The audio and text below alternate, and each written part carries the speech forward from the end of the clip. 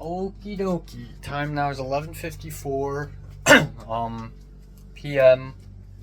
So day 2 of The World Is Not Enough. I'm tired as fuck. Let me sit down.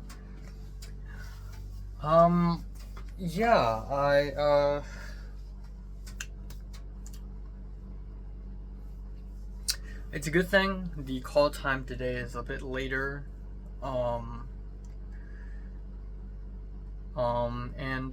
It's genuinely clever, the fact that we filmed 6 scenes over 2 days, so 3 scenes per day. So it's really, really small, because today felt better than yesterday. I think part of the reason why yesterday didn't feel great was because it just I woke up bad, and I didn't anticipate how what's the word, tedious, how exhausting, how the word's not coming to mind. It's a complicated word.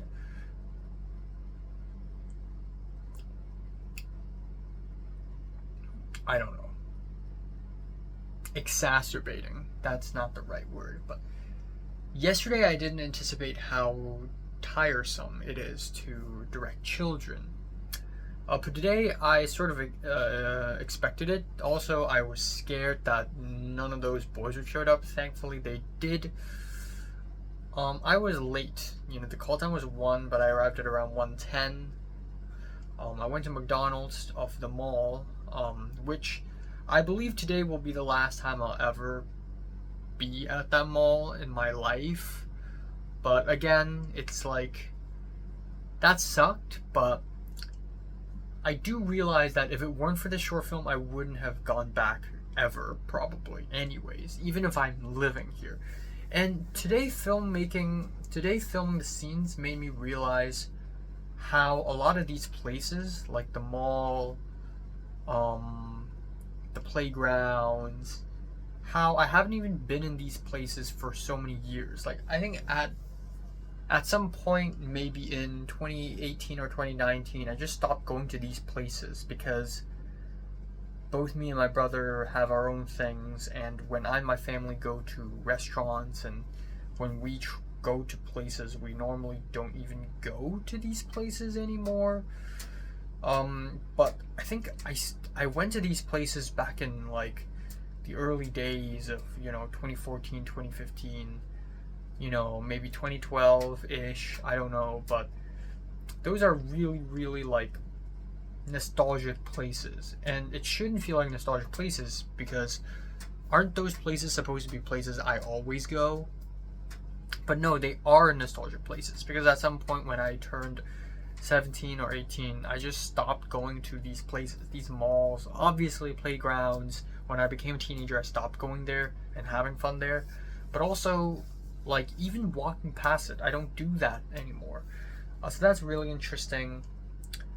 So today, anyways, we went to McDonald's, and at first I was, I was a little quiet at first, but as the day develops, I got more and more vocal, which is great. Again, like, for every short film I film, I learn a new skill. Like, when I shot cloud busting, that was like the first time I actually got to develop my own style. When I shot Dreams of an Empty Street, that was the first time I got to say what shot I want. That was when I started learning how to control my vision and, like, control what's going on. Not on set, but, like, in front of the camera. And I know, a director, of course, controls what's in front of the camera. I mean, yes, but, Information Blackout, my second short film, I wasn't even the director, I let so many things mess up my shot, and I cut, like, I get affected by things. But now it's like I know my location, I know what the shot is, I know the movement, I know how it looks, I know the composition. The acting is a little bit out of my control, but I still try my best. I know how it's going to look, the colors, the lighting, I know exactly. I know how to recreate what I have in my mind and put it on screen. Even with Cloud Busting and My Bloody Valentine, 2 years ago it was still a little difficult to recreate what's going on in my mind. But now it's much better. So anyways, I digress. McDonald's, that scene, I forgot what scene it is. Scene 11, I think. It's scene 11. It's at the mall. And it was really simple, like 4 shots. We got the gimbal from Shenhua, who arrived a little late, just a teeny tiny bit late, but you know, we went up the escalator, we shot the shot, it took 2 takes, and then it's perfect. We did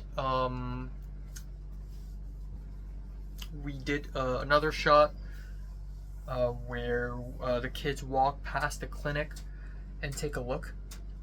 It's not perfect. When I envisioned it, I wanted it to be straight on, like the camera moves parallel to the kids walking.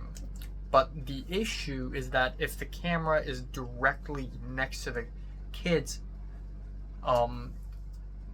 there's glass behind the kids, and you're gonna see the reflection of the camera person and me. So unfortunately, we have to compromise a little bit. It's inevitable. The camera has to shoot in a little bit, in a slightly slanted angle, so that we don't see our own reflections. But otherwise, it's fine. Again, lots of improv, lots of shots. Originally, I was thinking that the mall scene could be like it could be like 30 seconds, you know. But we ended up shooting a lot of extra stuff and a lot of improvised dialogue, which again is really tough. And again, I can tell that both the kids were very naughty and rebellious, but at the same time, like, I could be talking to them and they're not even listening. They're playing their games on the phone, they're fighting, they're talking to each other, but I keep talking to them as if they're listening. And then when we want to start rolling, I would just count 5, 4, 3, and then they would actually listen. I think it's a reflex because a lot of kids do this. If you start counting down 5, 4, 3, it's like, oh my god, something is gonna happen. Like I have to get back to be, you know, in position or something. And it's like, even if you're 11, 12-year-old, when you hear 5, 4, 3, it just triggers a reflex of like when you were in kindergarten or preschool, when you were like 5 or 6, you know, it just triggers a reflex. So that really worked out. But yeah, there's a escalator shot where it has to pan and it sees a restaurant logo. Again, it's like this restaurant, Ba Tan Hang, which means like 100% cafe. It's a restaurant that I haven't eaten in for like maybe 6, 7, probably 8 years. But for some reason, it was just like, it felt significant. And I don't even remember anything about eating in this restaurant. But I feel like I've eaten in this restaurant, and I feel like this might be an important location. It's just so weird that I'm going back to these places and calling them nostalgic despite having lived here. In fact, after filming a lot of the scenes today, I feel like I'm recreating what it's like living in 2012 and 2013 more so than recreating what it's like in 2017 and 2018. Because to be fair, I think in the latter half of my teenage life and getting towards adolescence, I was more like in my own room and at school, and there's not much else. Yeah, anyways, I digress. We had another rest. So before leaving today, I actually watched YouTube and I watched a video about 6 tips to direct child actors. And they're actually really useful tips. Like, take 20-minute breaks or take a break every 20 minutes, have healthy snacks on set, keep a square or a circle to have the actors stand in, and a bunch of other stuff. Let the actors watch playback. It's funny, John L. never lets his actors watch playback, and I normally don't as well, but it's not like a strict rule for me, but it's good for the kids to watch playback and see their own performances so that they know they're conscious of what they're doing. And anyways, so we took a break again, but it's like, it's okay, it's whatever. Let's take as many breaks as we want. I'm a very fast director, so I'm sure we'll get all these shots. Let's take breaks. And holy balls, today we got so many shots. We got so many shots today. It's honestly astonishing how much we got today. We got all the shots I want, plus maybe 20% more, plus like 1.2 times more. Like, we filmed so much B-roll, we filmed so many extra shots. So we were like, and the AD guy was a little worried that we're gonna run out of time, but honestly, we didn't at all. Like, we had so much extra time. We, after the mall, there were a bunch of very cool looking infrastructure around the mall. Cool little walkways, pathways, interesting layout of buildings. And so I and Chunhua, as the boys rested, I and Chunhua just walked outside and we just filmed shit tons of B-roll. And then the 80 guy followed.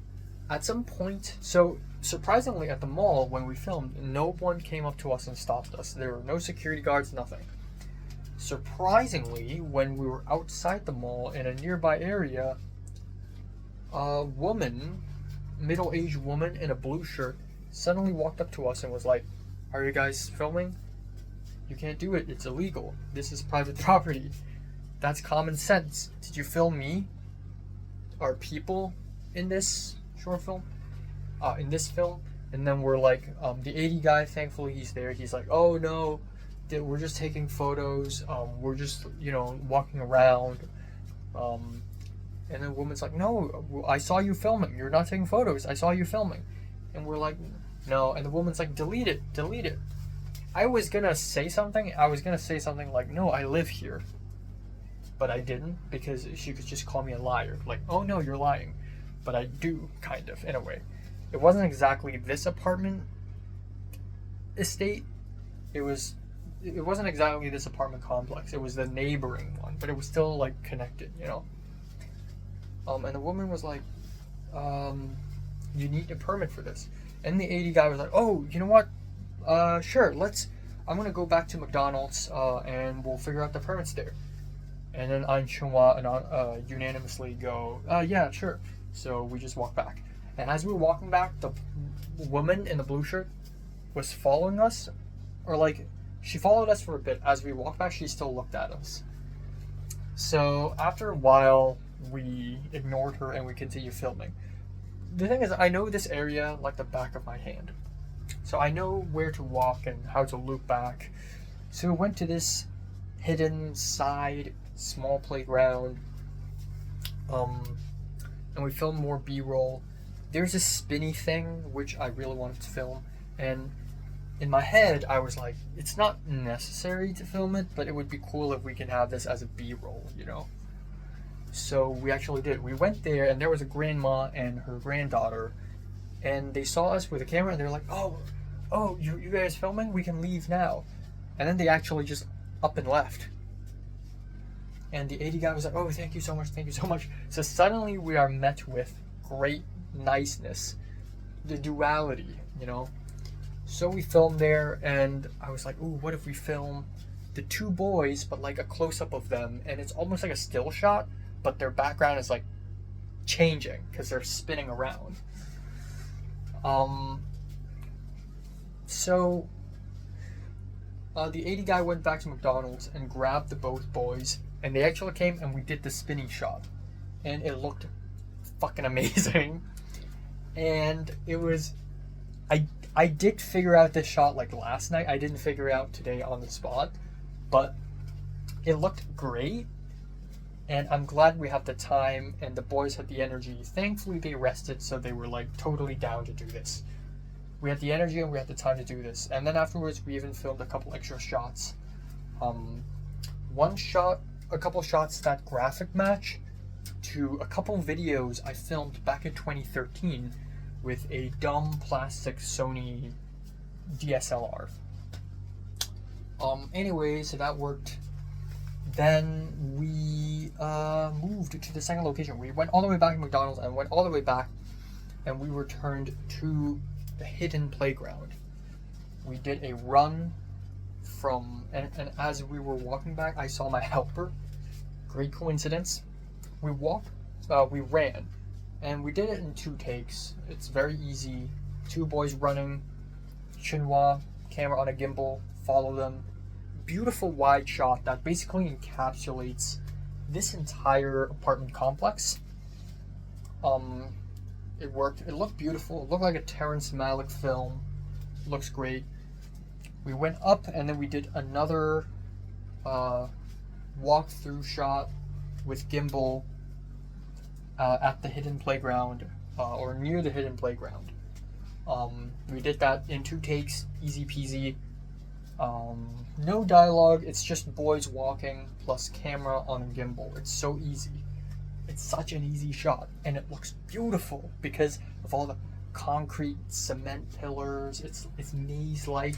The color schemes of these ceramic plates, the pink and the light blue. It's just so simple, so beautiful. Next thing you know,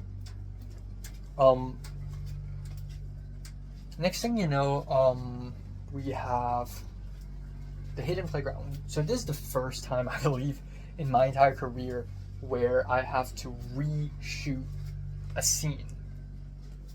And it's very common for reshoots to happen, but it's the first time that it happened on my own stuff. But the thing is, last night when I reviewed the footage for the last shot of scene 13, where, again, somehow that's the most complicated shot. And reasonably, that's the most complicated shot. But it's 2 kids at the hidden playground. They're like, oh, we can't find the portal here. Let's leave. Oh, I'm hungry. Let's get some beef noodles. That scene. The camera slowly pans into a yellow metal thing. Smoke arises. Thankfully, this morning, immediately, I texted the 80 guy, can you get the incense again? And he's like, sure. So thankfully, it was like less than a couple hours before the call time. So just enough time, before they leave their place and head over to location. The kids, they weren't as reluctant to shoot this time because we had proper rest. Like, right after we shot the running shot to the car park, the boys rested again for 5 minutes, and then the 80 guy went to the street and had a smoke. We shot that shot again, and this time around, Natalie finally got to flex her AC skills by pulling focus without a follow focus. And this is crazy because, for a film this simple and small, most of the time, Faye, who is a PA, and Natalie from LMU, most of the time they have nothing to do. It's just me, Chinhua, and the 80 guy, just us 3, and we get the whole thing done. Sound, it's just wireless mics. Camera on a gimbal, easy peasy, easy installment, no time wasted, no lighting needed, no art direction needed, simple. It's basically videography. It's not even like filmmaking at this point. It's just like wedding videography. But it is also filmmaking, It's quality shit. But that shot required the full team. The 80 guy is on the ground, I think kneeling or squatting on the ground, waving a bunch of burning incense to create smoke. Natalie from LMU, I walked up to her and I was like, can you pull focus? Without a follow focus. So we're using the Sony 16-35 f4 lens, and I told her to just turn the focus ring and feel how much the turn is, because you can't mark it. And then of course Chunhua, instead of doing it on a tripod, this time he pans with a gimbal. Yes, as a result, even though it's smooth panning, but at the end it should stay still. At the end it's not 100% still because it's on a gimbal, but you know what? That's the compromise that I have to achieve. I prioritize smooth panning than stillness at the end. At the end of the day, it still looks smooth, it still looks intentional, and that's what it matters. So we have 3 people already in place, and we have Afei, the PA, keep giving the 80 guy burning incense. He told the kids what to say, and it's a little robotic, but I keep telling them to switch it up, change it up, say whatever you want. Again, it's really tough. I keep telling them to switch it up, and then they keep not knowing how to. That's the thing with child actors. They keep reciting lines, and especially them who are not that professional anyways. But I try to excite them a little bit, you know. At some point, they grabbed a yellow chain and tried and did a circle around me and literally locked me. But I was very calm. I was like, okay, we're shooting the next scene. It's like, I don't even care. So we filmed that scene, hip hip hooray, and we immediately headed over to Taionlo, where we have scene 12, where they just run through the place, and that's it. That's a dream of mine, actually. I believe it was maybe last year or a couple of years ago when before I filmed Love and Death, I was like, ooh, if only I could make a short film where one of the scenes involve this wonderful, magical place of Taionlo. This messy, cluttered place, smoky, steamy, sweaty, messy, and very, very local, and very much symbolic for the neighborhood. And finally, this day arrived, and I'm so happy. So we waited at McDonald's, and again, we waited for like 20 minutes at the McDonald's chilling, and the kids. We went to one McDonald's this morning or afternoon at 1 p.m. and the kids bought themselves meals. I wanted to ask them, and Natalie too, I wanted to ask her, like, how much did you pay? Do you want me to pay you back? But I didn't, because I feel like I'm just gonna quietly get away with this. I don't want to pay money out of my pocket. So we went to another McDonald's this time, and the kids got ice cream. Like, how hungry do you have to be? And I'm like, fine. So we chilled for a while, which is great. AC, very, very chill. And then I and Chunhua, we did a walkthrough of Taionlo. And it's a very smooth walkthrough. Seems pretty interesting. Some stores are closed, unfortunately, but most of them are still open. And there was a part near the end, right outside, or more like right beside a fruit parlor, where a bunch of restaurants and a bunch of signs, blinking signs. It's so Hong Kong. It's so, you know, Hong Kong Island East, this neighborhood. So we did one run. We did one take. This is a one take wonder. The kids, they walked.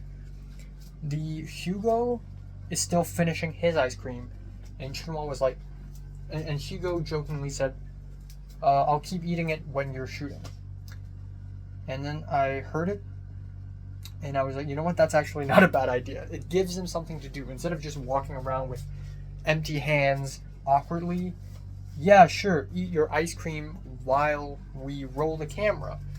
So we did that, and it was great. It was actually one of my favorite shots of the entire short film so far. Just them walking through Taionlo and just talking random bullshit, improvising, and then looking at gacha games, and just pressing buttons and messing with them.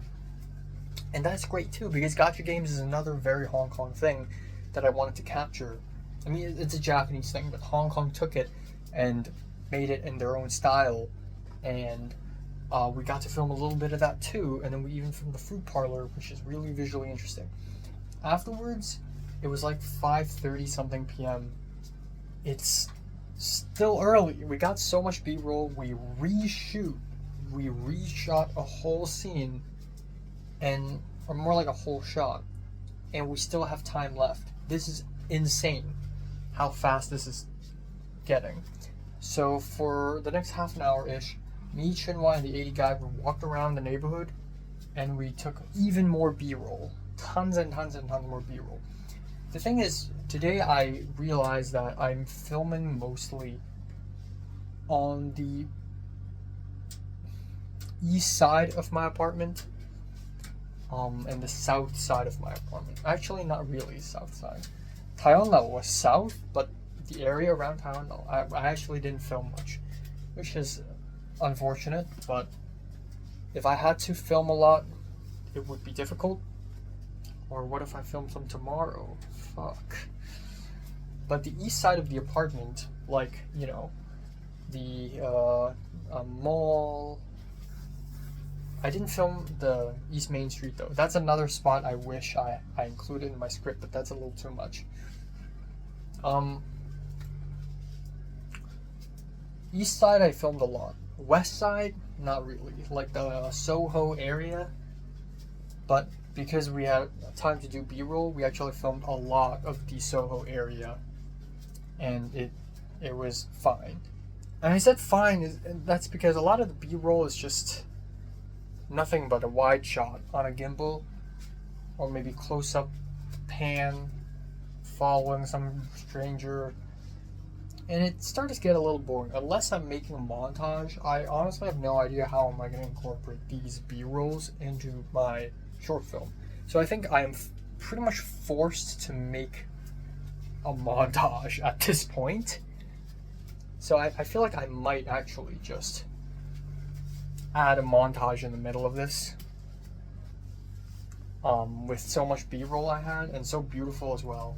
We eventually walked all the way to the Hong Kong Film Archive and the sports stadium, which by the time I arrived I realized, holy shit, this is also in a way part of my childhood memory, because I used to go to this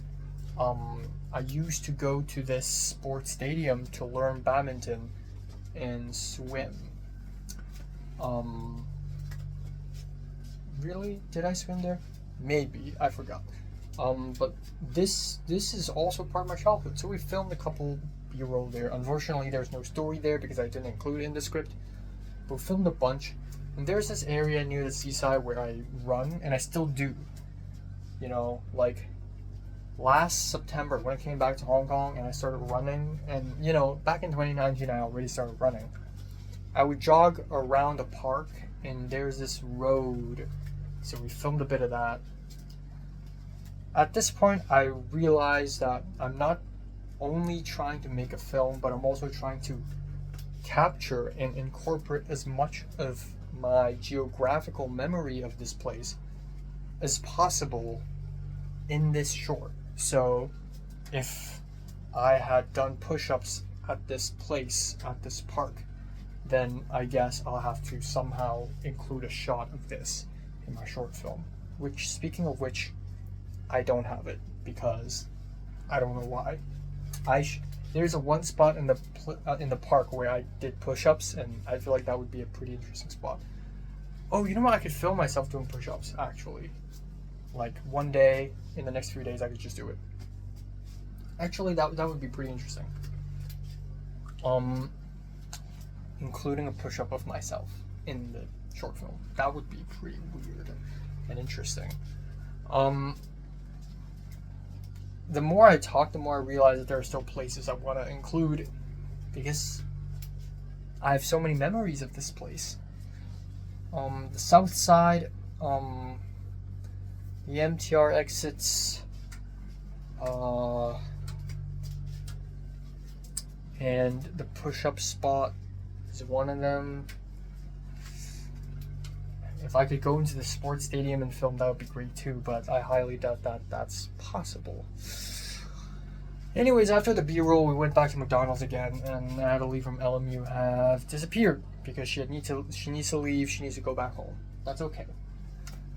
So, Faye, the PA, ordered dinner. And we took the dinner and we went all the way back to this apartment again. And we had dinner, and once again, everything's a mess. But it's okay. It's like fried rice, and it's 6 different boxes of fried rice. There's mixed vegetables, there's shrimp paste, there's pineapple fried rice, there's egg foo young fried rice, and it's like, oh my god, like why 6 different boxes? So we ended up sharing a bit. The pineapple fried rice is great. All the other ones are like mid as fuck. I also had Coca-Cola. The best can of Coca-Cola I had. During dinner, the kids started like riffing off, especially Hugo. He started riffing off about 3 Kingdoms, like the Chinese history, because he's such a huge fan. And he's reading this Chinese comic about 3 Kingdoms. And it's so funny hearing the kids interact with the 80 guy, and he's also talking about 3 Kingdoms. And I'm just like testing them, like, ooh, what's the period after Sengoku period in Japan? And they're like, don't talk to me. Like, I even tested him on like Southern Song Dynasty history, and he's like, we are not taught that yet. Obviously, you're not even in secondary school, but yeah, that's interesting. But yeah, we had dinner together, and it was all right. And then we shot from 7:30 till 9:40. We shot the final scene with the boys. Thankfully, thank God, we have reached the final scene. And it was so short. In the script, it was like 6 or 7/8 of a page. I think 6/8 of a page. It was so short. And I realized it's too short because it's like a wide shot that incorporates the cross on the doorway, on the door, and Hugo on a couch, on the sofa. I'm not American. It's called sofa. And Lewis on the chair. And then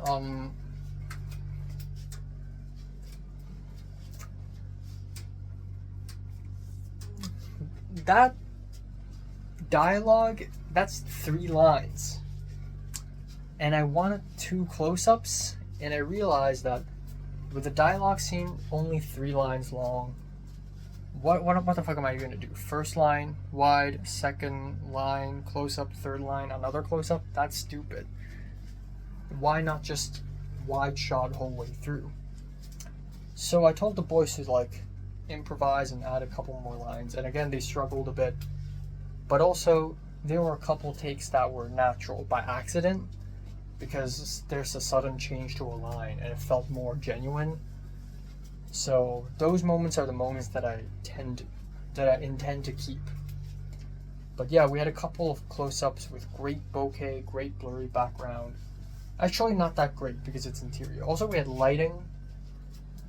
We had this very yellowish, very tungsten paper lamp, which looked cool but definitely messed up the color temperature of the apartment. Also, I wanted the apartment to look cinematic, but not too cinematic. This is not a crime scene, you know, it's not super chiaroscuro.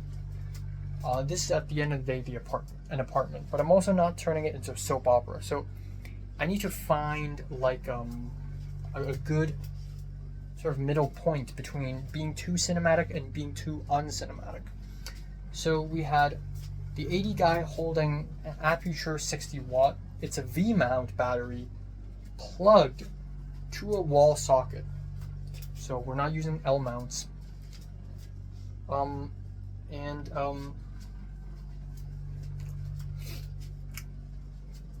And pointing at the white cabinets and have them bounce as like a natural bounce board. We have one of the lights on, one of the house lights on, and the yellow lamp, but the lights are white. They're close to daylight. So there's this color temperature difference, but in log it looks fine. But it's still gonna be noticeable temperature difference. But the good thing is the good thing is it adds color to the scene. Instead of having the scene look white and sterile, at least it adds some color. So we filmed a master shot. We had a couple close-ups, very easy. And then we had the scene where the kid Lewis has to come to my mom's bedroom, my parents' bedroom, and open the computer, turn on the computer and stuff.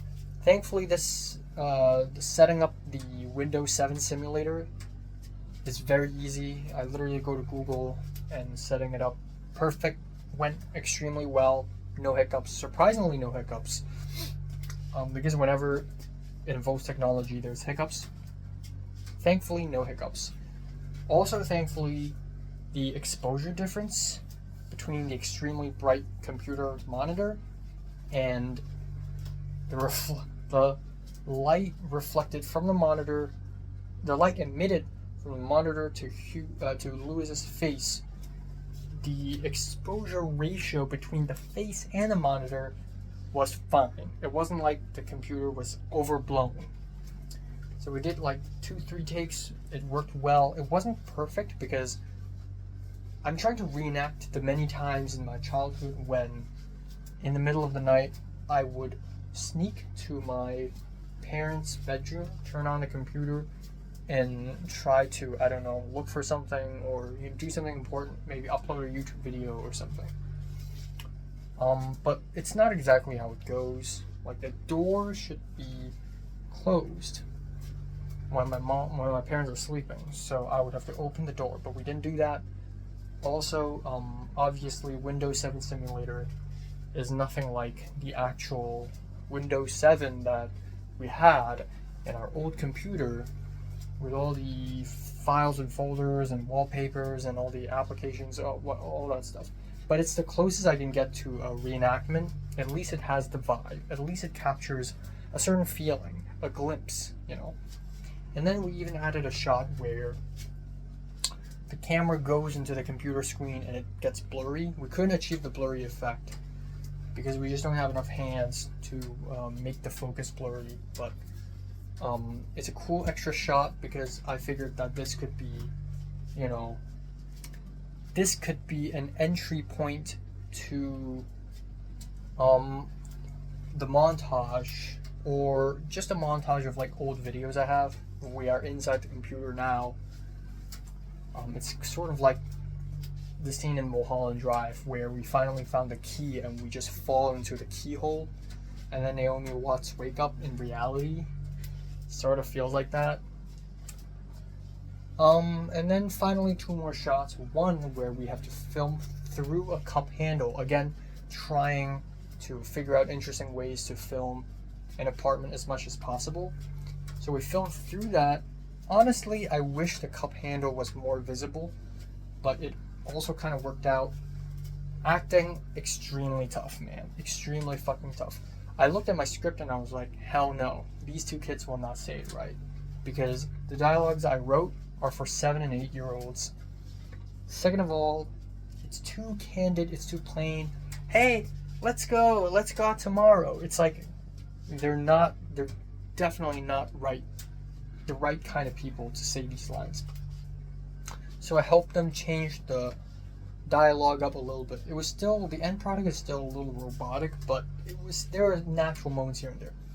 So the issue is there's one shot through the cup ring, and then I realized the cup handle, and then I realized that the final shot of that scene, also their final appearance in the short film. Oh, actually, no. That's not their final appearance, but it is the final scene, the final shot of the day, is me breaking the fourth wall and entering the shot, saying cut, and then, you know, making the scene happen again. And that cannot happen through a cup handle. So it's just a cup handle from the same direction, and then also pointing at the same scene but from a slightly different angle, and now a wide shot.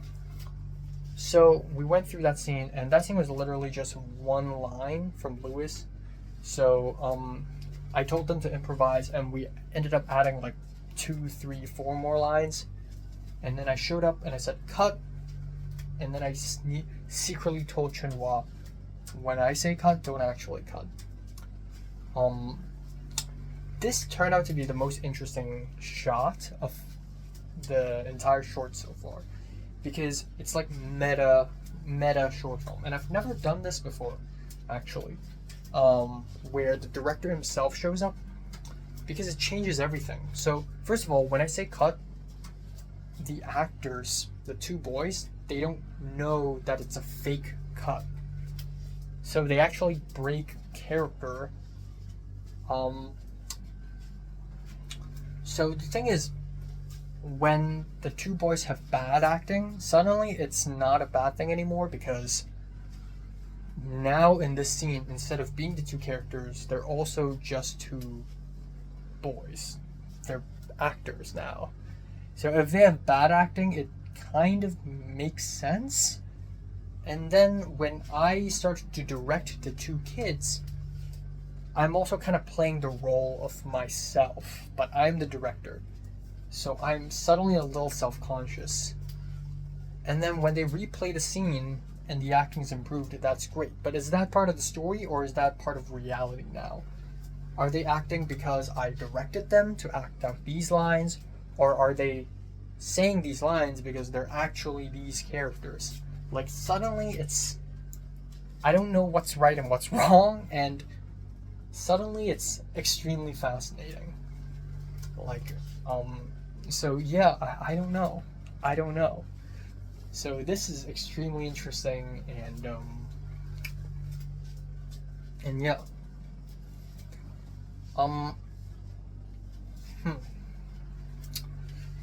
So yeah, we shot that scene, and the first 2 times I broke the 4th wall. The first time I said cut, and I walked outside, and Chunhua also cut after a while later, thinking that it was a real cut. Second time I did it, it was a little not great. We did it again, and it worked. It was 9:40. We finally wrapped. I gave both boys red packets. Hugo tried to refuse it, but I'm like, just take it.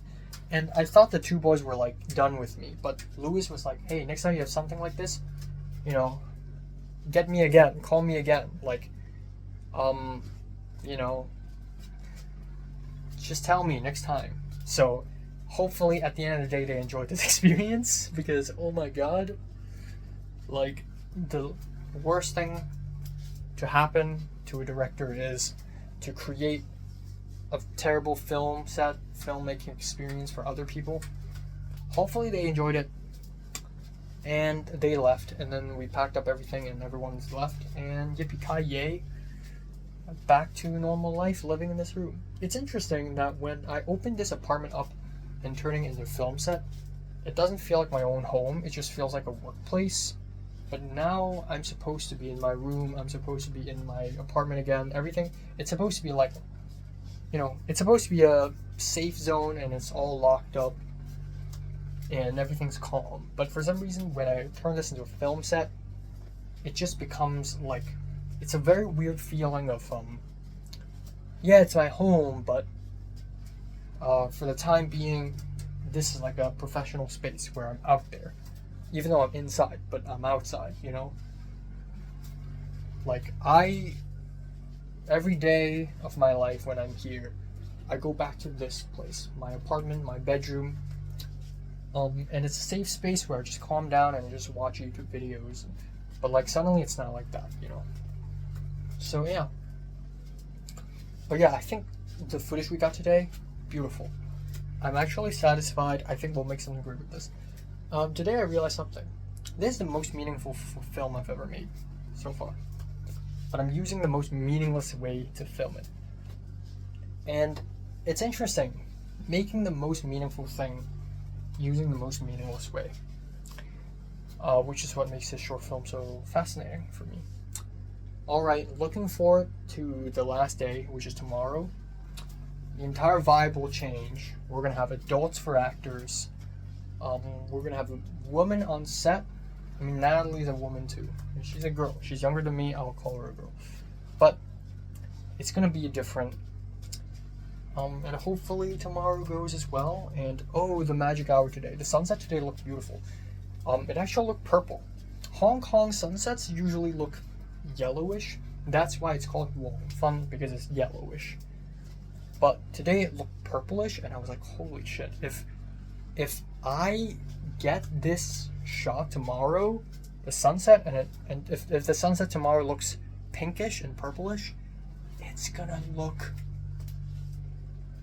be the greatest shot of my entire career. So let's hope for this pink purple thing. But otherwise, the shots today are very interesting. Love and Death looks beautiful, but today honestly goes toe to toe with the cinematography quality of Love and Death. Somehow filming it around my own home, still managed to create some beautiful images, and Cliff's color grading will make it look insane. So, yeah.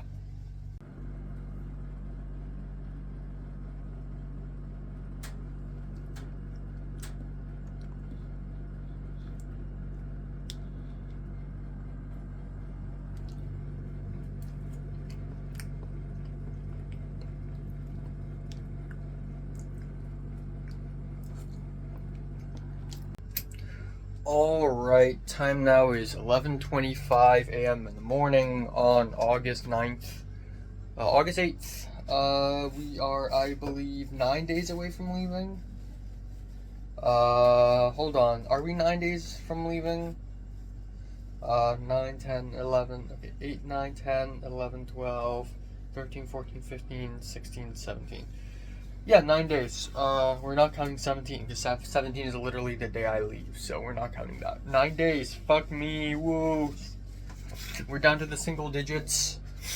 Yeah, slept really fucking late. I slept from 4:20, woke up by the alarm at 10:30. Went back to bed, which is a terrible idea. And woke up again at around 11:05. So, yeah, today is day 3 and the last day of The World Is Not Enough. It's the last day for everyone, but not last day for me, because I gotta film a bunch of my own stuff as well for the short film. But, yeah, today's the last day. It's also gonna be... The vibe of the set is going to be extremely different. We're going to have 2 adult actors this time around. And we're gonna film much faster than the last 2 days. I checked the footage from yesterday and I realized that there are a couple of shots that have no audio. But thankfully those 2 shots are not, they don't have dialogue, so I can just replace it. So both the shots are also running / walking. So I'm thinking maybe I could just ADR it myself by running and holding a microphone on me while I run. And then same with walking. Like, I'm just gonna walk while recording my footsteps. And sure, it's not gonna be in sync with the footsteps and the running sounds of the kids, but it's something at least. That's the best I can do. I don't know, I'm gonna ask them for advice. But yeah, also, I picked a time to have lunch with Cedric. I'm also discussing with Justin T when to hang out. There's also Pink, there's also Potter. Jesus Christ, I realize that 9 days is really not enough. I really am filled to the brim with activities. So I genuinely don't know. So I only have, like, as far as things go, I only have 14, 15, and 16 left to do anything, basically. So I'm thinking all my hangouts to be concentrated on 14, 15, 16, literally the last 3 days. Which is absolutely fucking insane, because I also need to go to my mom's company's office a couple more times. But yeah, I believe that's that. Not much else. Not much else to talk about. I'm gonna try to film an album review actually this morning if I have time. which I'm afraid I don't, but I will. Yeah, happy shooting, happy filming. It's hilarious because I believe Leslie and Crystal are also filming something right now.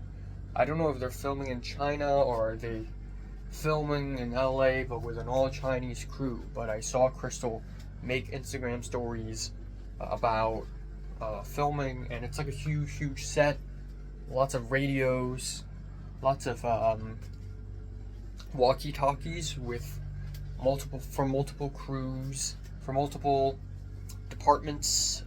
There's makeup, there's this, there's that, there's that, and Crystal was executive producer or some associate producer or something like that. I think maybe Leslie's directing. I know Leslie's making a short film, but whatever's going on with them, I'm also making a short film with way less money involved than them, probably, and way faster than them, probably, and I'm way nicer than Leslie. I imagine Leslie as like the tyrannical director who like yells at people and gets mad all the time. Yeah, so, and I'm confident that my short film will come out better than hers. Let's do a little competition after this ends. Let's do a little competition. And also, I made 2 short films in 1 year. How do you even beat that, bro? How do you even beat that, Leslie? Beat your own meat, bitch. So yeah, that's that. Nothing else. I don't have anything else to add, I believe. Yeah.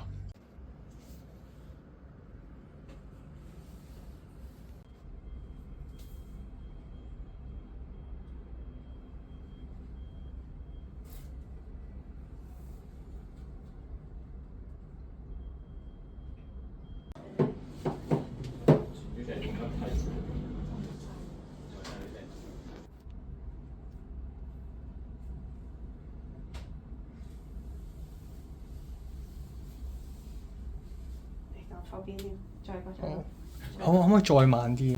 你會想 N 個頭髮睇前半隻？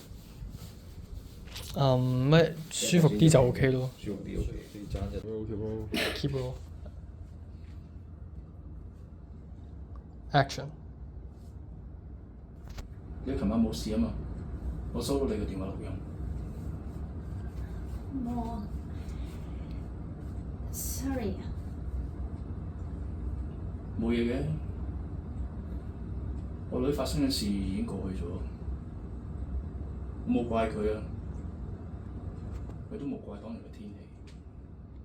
其實你哋記者同我哋小説作家都差唔多，我哋都喺現實同虛構當中揾食。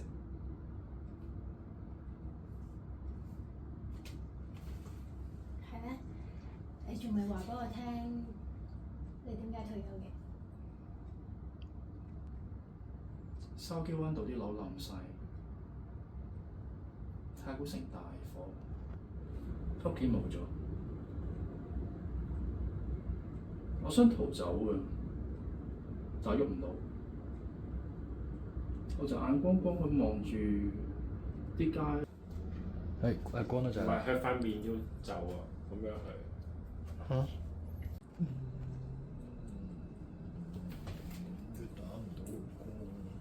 呢個冇副嘅。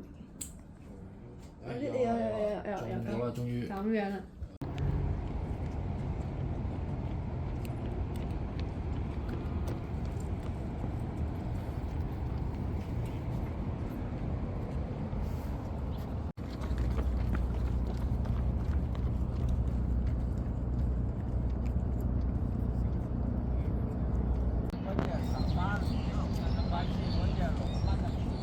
好嚟咯喎！好。我係咁樣諗嘅，但我中意坐梳化。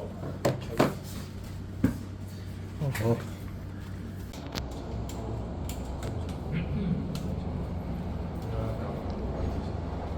攞就做啦 ，OK 完美。我 call 翻佢先，等陣。會跳喎，如果唔〜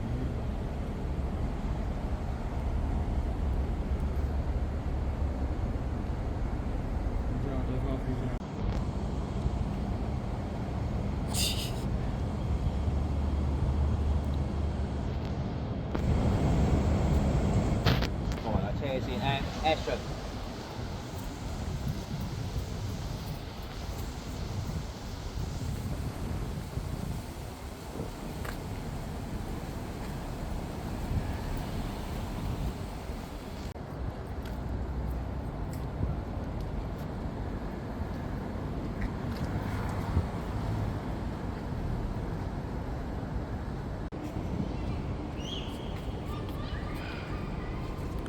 Okay.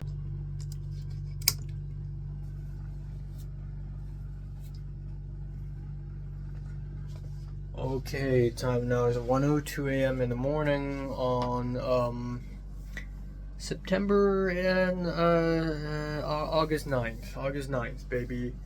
So today is day 3 of The World Is Not Enough. Also, in a way, the last day of the shoot, but obviously the shoot isn't over. I need to shoot 3 scenes by myself in my own bedroom, which I wish I could just do this like in a snap of a finger, because I don't want to do anything anymore. So anyways, today I only slept for about 6 hours. Not too great, but also not too terrible. Usually on film shoots I sleep for less than that. Thankfully I was in time. I woke up, I had a quick breakfast, I immediately filmed an album review that made me cry. And I didn't expect myself to cry this hard. Like, looking back, this morning I really didn't need to cry. I don't know why. I guess I was just a little bit emotionally vulnerable. But also, I think it's good that I do this shit in the morning before I shoot, because now I'm in the mood. You know, oftentimes when I direct a short film, I am tired. When I get to set, I just want to get the shot done. I just want to go home and sleep. I don't want to direct. And I'm not really in the mood, but that's bad. And it's actually a pretty good idea to wake up and get into the mood first. I feel like that's a great idea. So today when I film shots, it could have been lazy. Not lazy, but it could have been lifeless. It could have been, okay, we'll just have the actor stand here and the camera does that, blah, blah, blah. But if we do that, it's missing soul, you know? So this morning I sort of listened to some of the paranormal music and I got into the mood. I cried, pretty much. And I felt nostalgia, I felt melancholy, and I was like, holy shit, I still have a whole 10-hour film set to go to for my own short film. So, yeah.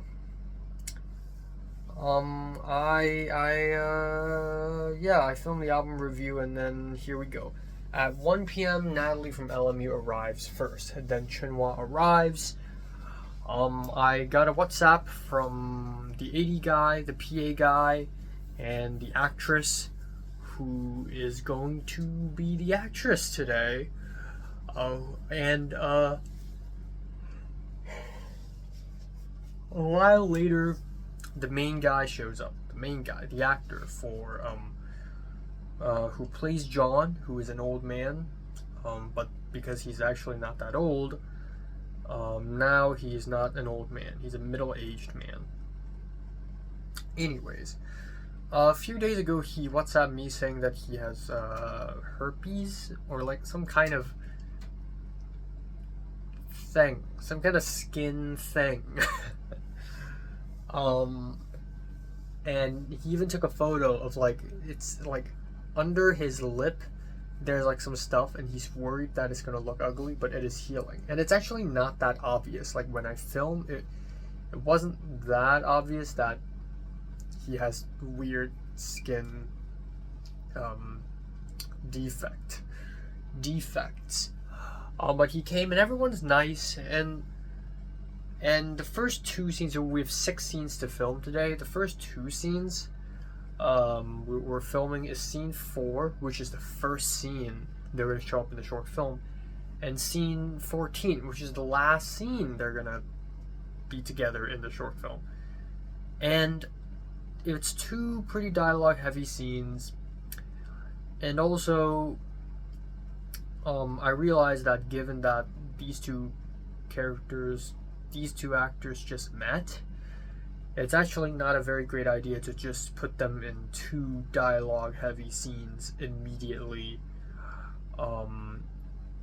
especially given the second scene we're filming today is scene 14, and that's a very big moment, the very big climax in the short film, and it requires a bit of trust between the actors and the crew and everyone, and the only way for me to really create that trust is to have lunch. Like, everyone can build bond while they chat, while they have lunch.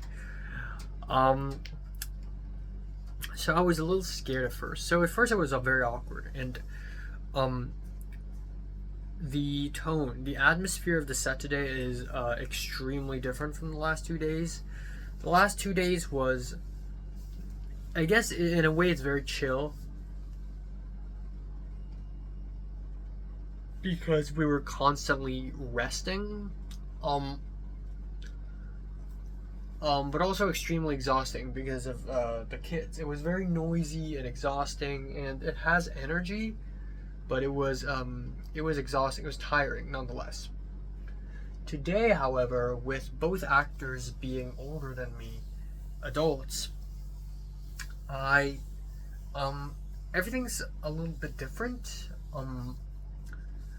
I explained the scene to them. They asked a bunch of questions. The thing is, like, my script is very artsy and it's not supposed to be very clear. So when actors ask me things like, okay, so the actress asks me, like, so my character's a reporter. What kind of reporter is she? You know, what kind of stuff does she write, you know? And, you know, what does this line mean? So when she does this and says that, what was she thinking? And while it's important for me to answer those questions, honestly, I didn't even think of that when I wrote the script, because it's so vague and abstract. So I have to make up a lot of stuff today. But I think it helped. Yeah, so the first scene we shot, scene 4, it started off awkward, but that's as expected. I feel like new actors coming to a set, new actors, I mean, like, they just started this set, you know, they just started in this project. We're not in the groove yet, and it was a little bit awkward at first. I envisioned, the thing is, like, this is actually quite different from Love and Death. In Love and Death, I didn't have a specific visual in mind, and I was open to a lot of improvisation. We had fewer improvisations in this film. The wide scene of scene 4, the first time John and Anne met the 2 characters, I envisioned the wide shot, more like the first shot will be like in the perspective of John looking over towards the clock and seeing Anne. And then I realized that that's not really a master shot. That's also, in a way, like an Anne medium shot. So we decided to film a master, and I have no idea how to place the camera or where. I don't want to place it the exact same spot as we filmed the 2 kids last night. So I had to come up with a slightly different way where the camera films at a slightly slanted angle, so that we see both characters somehow. And then we have medium shots on both characters, and that was an awkward mess because we kept breaking the line, or more like it was tough for us to break the line. The thing is, like, Anne walks into the apartment, goes up to John, shakes his hand, and then walks backwards and then sits onto a chair. So if we film Anne sitting on a chair, she would be looking right, camera right. But when John was shaking Anne's hand and delivering the lines, he's also looking camera right. So it's also fucking confusing because of the blocking, but the line is broken. The 180-degree line. So obviously there's a lot of thinking, and I kept brainstorming how I'm gonna solve this problem. So the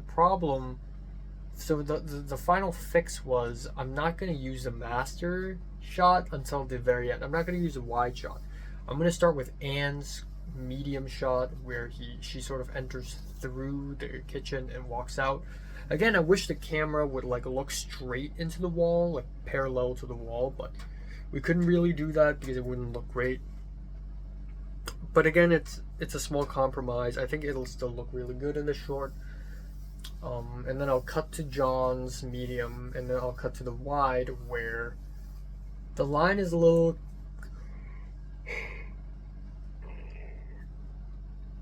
goddamn. The line is confusing, but it works.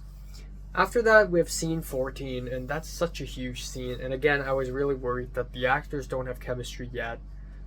But they were so good. Like, I don't need to explain too much. When it came to the kids, they were delivering the lines as if they're delivering the lines. When it comes to adults, they were actually talking. There was some small tweaking, like for instance, John's character. He speaks his lines a little too coldly and a little too fast, which I can observe that it's a very Hong Kong thing to say lines very fast, and I don't really like that. For Anne's character, she's pretty much perfect for the role. She doesn't even need to act. She already kind of encapsulates the character. Again, this character is not like a very fleshed out character with a lot of background, but I have to make up a lot of stuff today. So scene 14, we did a couple rehearsals, and I realized that they're just not it. The line deliveries is just not there. It appears the actors don't understand what I was going for. So for the first time in my entire career, I pulled out a laptop and we watched a movie scene before we shot a scene. And that's fucking amazing, because instead of having lunch to change the mood of a set, playing this movie scene also sort of changed the mood of the set. And that scene is a scene from Apichabongwi's article, Syndromes and a Century, which I, as you can probably tell, take a lot of inspirations from. And it's one scene where a monk and a dentist talk, and it's a wide shot, and the dentist talks about how he caused his brother's death by making him fall off a mango tree, and he feels bad about it. But it was such a plain and easygoing scene. It was such a mundane scene, and I love the mundanity of it. So I showed this scene to both the actors, and the AD guy and Shinhwa also saw it. And after that scene, it was like both the actors sort of know what they're going for now, and it was great. It was great. I think watching a scene definitely nailed it. I even played a clip from Jia Zhangke's Still Life. Like, it's actually really useful to just play movie scenes in the middle of a film set. It just gives the actors, the cast and crew, sort of a reference point. Jesus fucking Christ, I'm tired. So we filmed scene 14, and it was mostly really smooth. The wide shot went well. And then for the John close-up, it was fine. For the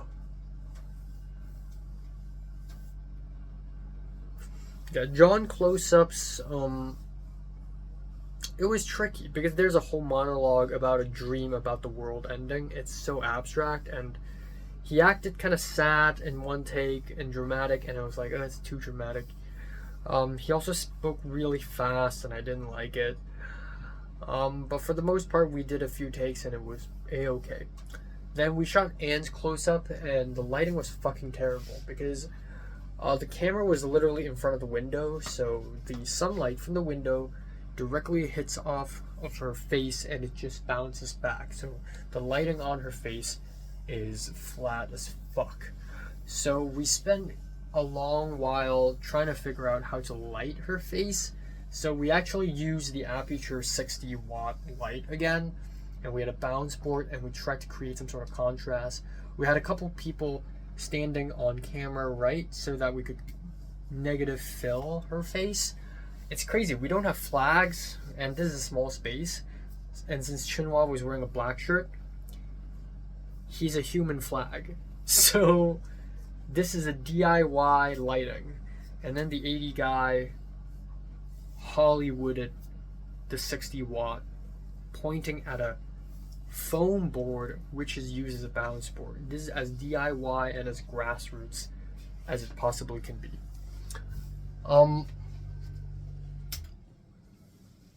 Jesus Christ, I'm tired.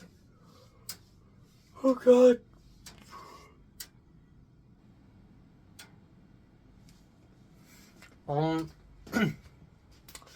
And then we filmed that scene, and then it went well, and then it was 5 p.m. again.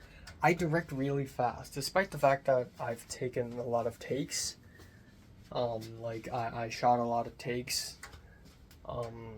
It's still, I don't know, every single shot happened really fast. And the 80 guy was like, we're under schedule. We're under the schedule, as opposed to we're over the schedule, you know. Which is apparently something that you shouldn't say as an AD, at least in America. Like, ADs are always like, hurry up, and it's good to say hurry up even if you don't need to hurry up, because it's you know, it keeps the spirit high. But the AD guy here, he's like, oh, we have a lot of time. So we rested a bit, and then at around 5:20 we all left and we all walked to the seaside.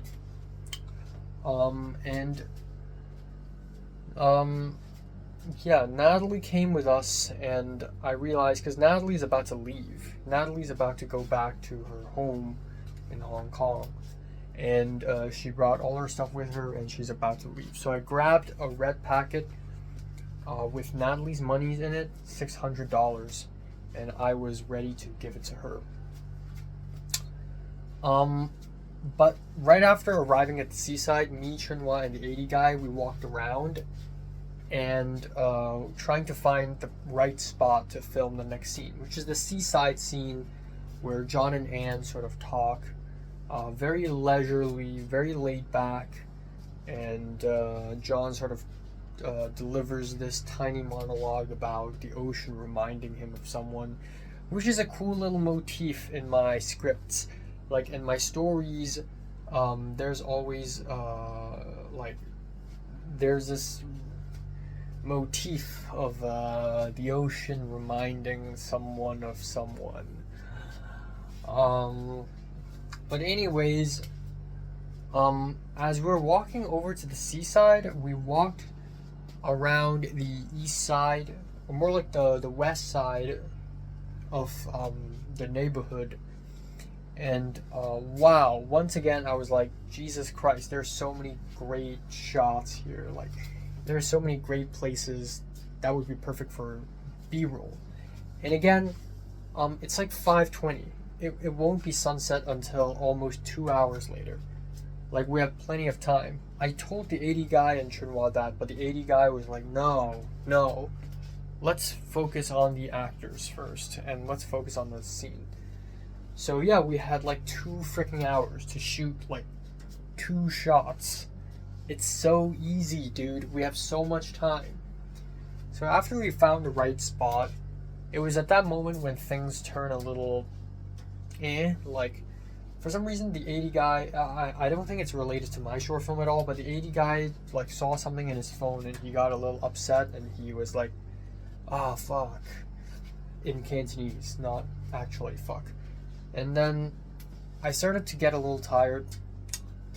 Also, I realized that, oh my god, it's around 6 p.m. Natalie might have left. So I walked back. I and the 80 guy walked back to where we temporarily stashed our stuff at the seaside, and Natalie's already gone.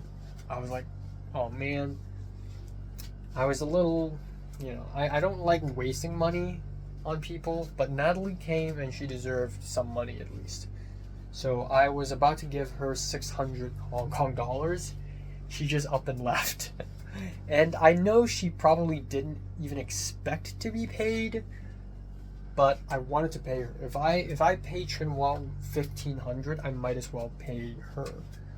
But alas, she just left. I immediately DM'd her like, hey, did you leave? And she's like, yeah. And I was like, oh, I was about to give you something. And she's like, oh, just, we can meet up in LA. And I was like, oh, it's red packets. And she's like, oh, that's okay. Just like, just the thought of thanking me is enough. And I'm like, thank you. So, yeah. So that's fucking great. I just saved myself $600, but relatively so. Like, I wish I'd given Natalie from LMU at least some money. So anyways, we filmed the sunset scene. We did 2 takes. It was around 6:40, so sunset time was actually around 7, but by the time we reached 6:40, there was already some interesting orange, yellowish colors in the sky, and I'm like, sure, let's take a few takes, because both Chunhua and the 80 guy believe that this is it. This is the peak of the golden hour, and after this, it's just going to turn dark. But deep in my heart, I was like, no.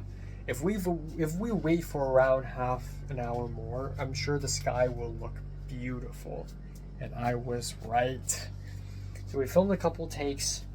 We filmed a couple close-ups. And then, while we were filming the close-ups at around 7 p.m., the sky slowly turned pink and purplish, which is fucking beautiful. Beautiful. And while I was a little sad that Natalie left prematurely and everyone's a little tired and hot and sweaty and there were mosquitoes, I probably had 5 mosquito bites all over my hand and arms and whatever. But when we saw that purpley pinkish sky, we're all like, oh my god, this is it. This is actually beautiful. And the 80 guy was like, do you want to go for a take for the master shot again? Because at that point we've already finished the close-up of John. And I was like, sure, let's do it. So we were both very the 80 guy, Chunhua, and me, especially them both. I was a very chill, I'm a very chill person, but they were stressed out. They were like, okay, let's get the master shot as fast as possible because we're losing the light. This is the perfect time. 10 minutes later, it's all going to be gone. So Chunhua immediately positioned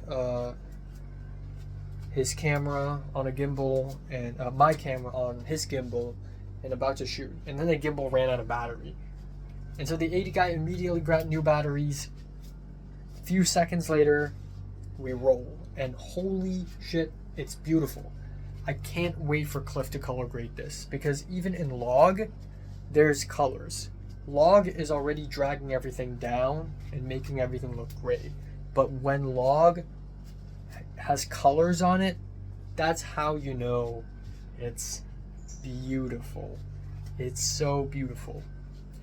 And of course, halfway through the take, an old woman saw the camera, got mad, and did a Korean heart sign and like did this. Like probably out of like frustration. And that made Chunhua lost focus, like the camera lost its focus because it was on autofocus mode and basically ruined the fucking take. After that, I was like, you've got to be fucking kidding me. So after that, the 80 guys like, do another one right now, right fucking now.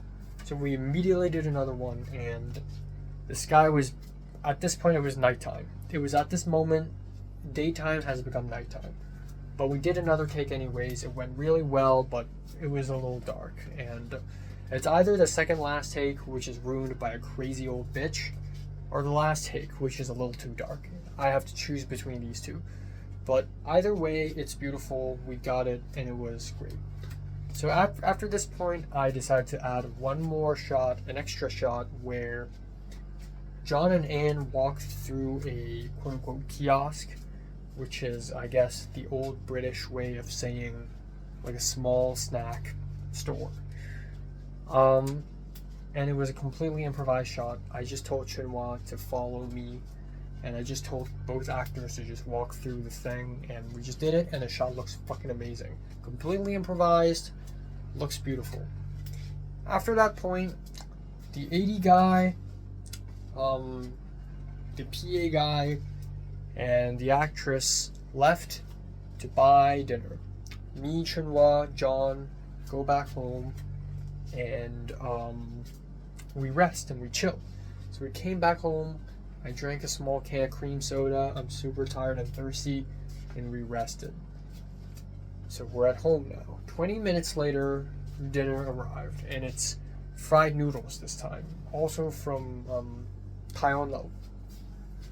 And it was fine. It was honestly greasy, cheap shit, which is sure, why not? It's cheap. It's just fried noodles with a little beef, but also like fake crab fillet, like fake crab rolls and fake chicken. Like, I don't know, it's not great, honestly. But we ate it up, and oh my god, 6 lunch boxes, 6 boxes of food, and it only adds up to $216, which is immaculately cheap for dinner. So that's that. And then we finally hit maybe 8:30 p.m. ish, and we had 3 more scenes to film. 3 very simple scenes. One involves Christmas lights, which thankfully... Oh, also the Lotus Root scene, again, very random. I don't know why the fuck did I write a Lotus Root in my script, but we did. We did have a Lotus Root going on. My helper came out from the bedroom to the kitchen to help cut a Lotus Root in half, and then we filmed it, and it worked. I also asked Natalie from LMU to pull focus for that shot. Then, anyways, I digress. After dinner, we had the Christmas lights scene, and again, it's really difficult to explain my visualization of my film, because they were like, both Chunhua and the actor was like, so I came back home, do I open the door, do I walk, like, do I have lines? And I'm like, no, just stand here. And he's like, okay. Like, it's just very difficult to explain because everything's so abstract in my head. But we did the Christmas light scene, and man, the interior, this apartment is not as dark as I hoped it would be. It's very bright still, but hopefully some color grading will fix it. But we did end up having a couple pretty nice shots, very Euphoria flavored, and definitely will look amazing. But again, it was a pretty, with Natalie from LMU gone, both the AD guy and the PA guy had to hold up the lights by their own hands, and I have to help hold a balance board to do these 4 shots, or 3 of them. But yeah, that worked, I guess. It's a bummer that I couldn't film more of like just the outside space, the outside of my apartment door, like on the floor, like on the floor of my building, but not really, you know, outside. Fuck me, I'm tired. Afterwards, 2 more scenes left. We have the last scene of the entire short film where John goes downstairs and plays Tai Chi. And it was raining a little bit, but it was just very small, no problemo. And then we filmed it with the help of a light, again, bouncing off of a wall. And it worked kind of well. Yeah, when I watched that, when I watched John perform Tai Chi, in my head it played Doomsday by MF Doom, because when I wrote this scene, I was also thinking about incorporating that song. So yeah, that was very fast, and then the actor left. He went home, I gave him a red packet, said goodbye, yippee-ki-yay. One more scene left, and it's the actress. Yeah, there's one scene where she sort of stands in front of the camera, looks at the camera, which is a huge rule that you do not break, but I am a rule breaker, so I broke it. I made her look at the camera, and the 80 guy shines a strong white light on her face, and it's flashing violently. So obviously it's not a pleasant shot for her, but it worked. Holy fuck. Like, when I wrote this scene, I was half thinking, like, man, I don't think we're even gonna be able to film it. And then I asked Cliff, and Cliff was like, yeah, you can. And then that's when I was given hope, and finally we're actually able to achieve this look. It's not perfect, but the flashing white lights, it worked so well. This made me realize how many cool visual tricks I actually pulled throughout this entire short film. Whether it be cool gimbal shots on a wide lenses, the colorful Christmas lights, the sunsets, the slow zoom in we did on John when he did the dream monologue. Chunhwa managed to zoom in extremely slowly, which worked so freaking well. Marriage Story style. I actually showed Chunhwa a scene from Marriage Story.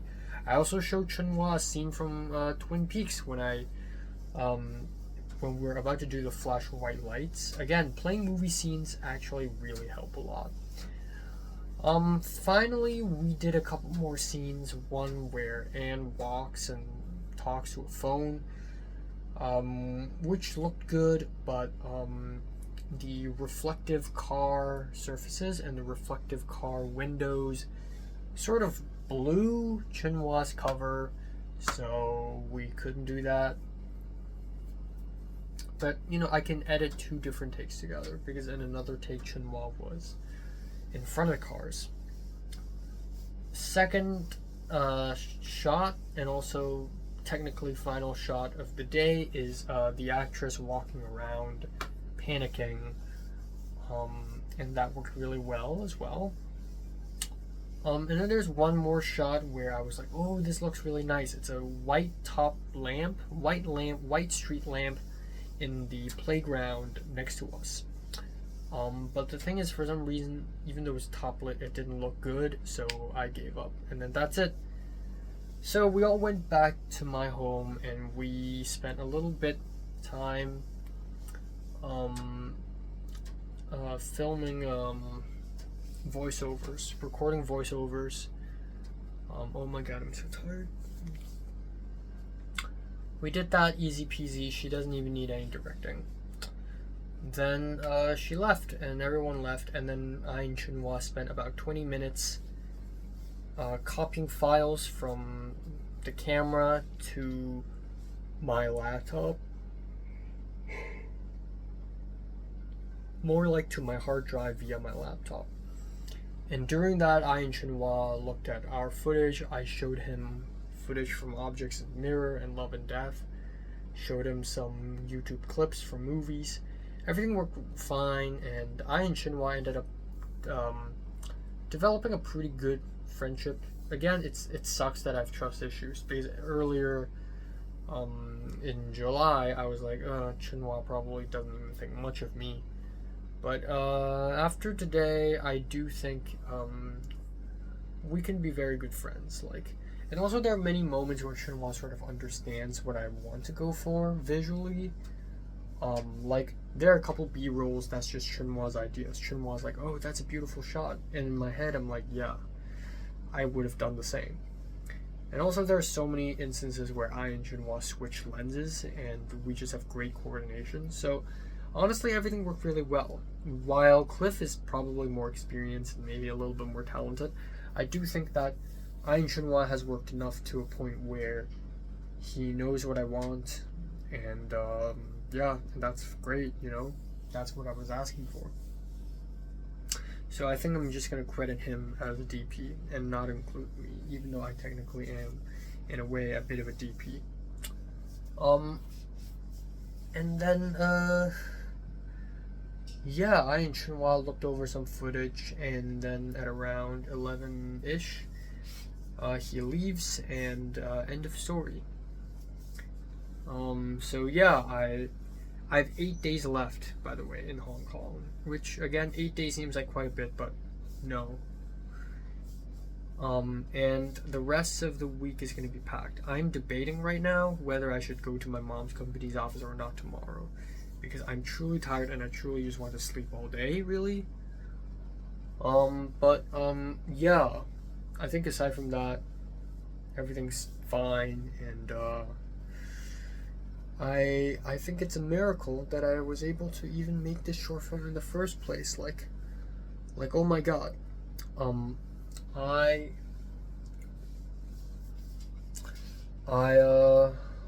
Like, oh my god, like 2 short films in a year. And also, this short film that I just made, The World Is Not Enough, is the most careful I've ever been in my life when it comes to filmmaking.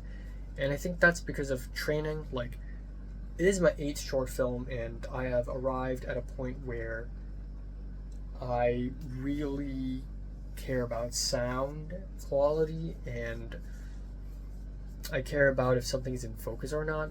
And normally when you're hot and tired and exhausted, you start to lose focus and you tend to not care about things. Like, okay, sure, we got this shot, let's move on.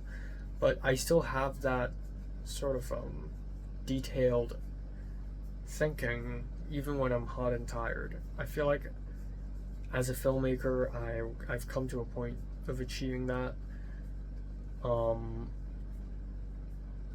God, like right now I'm talking, but it feels like I'm not talking. It feels like another person saying things through my mouth, and my mind is going through somewhere else, because I'm just floating. I'm just a floating soul.